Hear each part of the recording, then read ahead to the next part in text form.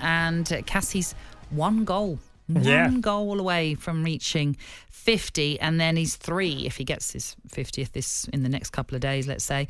Then he's 3 off Wayne Rooney's all-time England record, 53 goals. And what was that? And for Harry Kane, it would be an achievement because, what is it, 69, 60? Oh, I've forgotten now. I had it written down and I've lost it. Caps in terms of his achievements. Can you see him breaking the record in this international break?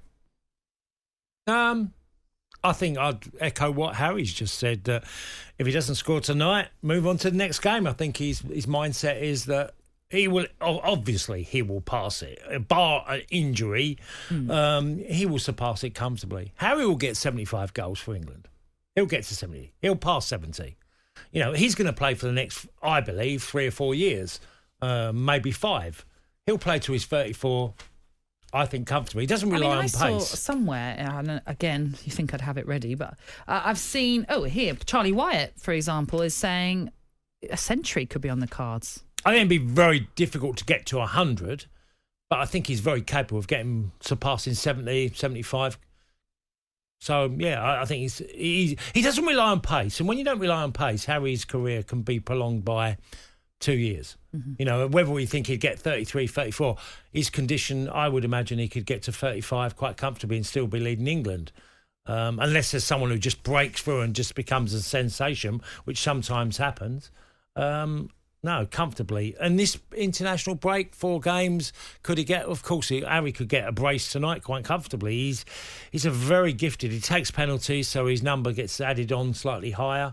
But I'd be amazed if Harry doesn't get close to 75 goals for England the time he sort of finishes his career. And as we've been talking, it's a busy international break for England, as it is for... Got Italy and Germany as well, aren't they? Indeed. I'd say that after watching Italy in midweek is that defensively they looked a little bit more shaky than they did certainly a year ago. Well, Germany comes after the Hungary game, then Italy at home, followed by Hungary at home, all to be completed by the June 14th.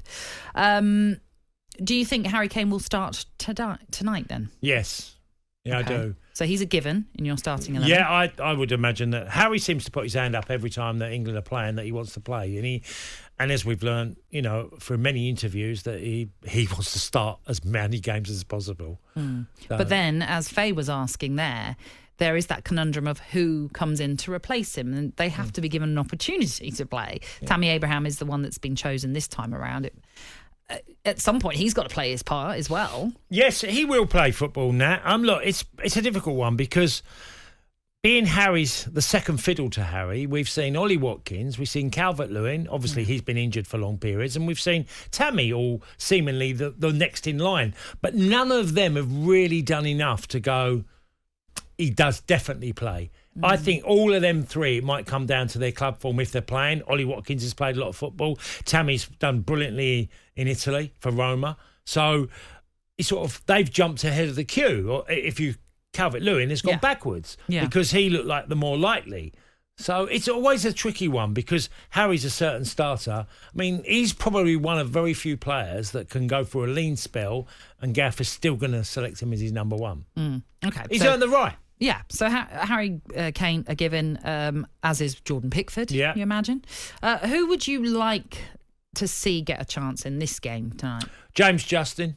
I think, we touched with Dean Ashton earlier. Presumably at left-back, Yes. He's very versatile. He can play both. So, like Kieran Trippier, he can do both roles. I'd like to see James Justin because after a long-term injury that, so many months out of the game, he came back and he did look like somebody who'd missed a lot of football from injury that needed a bit of time to be bedded back in the Leicester team. But by the end of the season, he was playing really well again.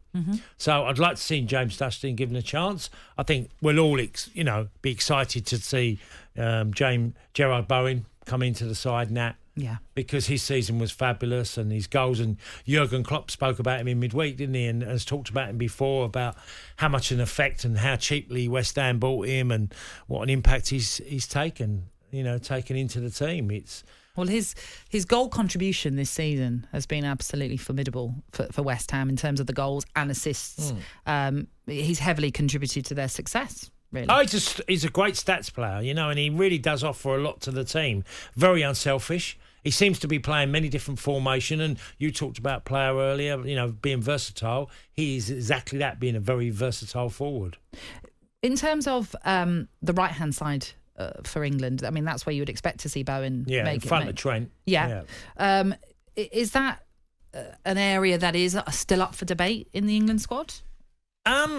Well, Gareth has got the biggest luxury in world football. If you said to me the best 3 right-backs in the world, I'm going to go, well, definitely I would put, obviously, Reece James. Trent would be in there, and I'll probably add in Cole Walker.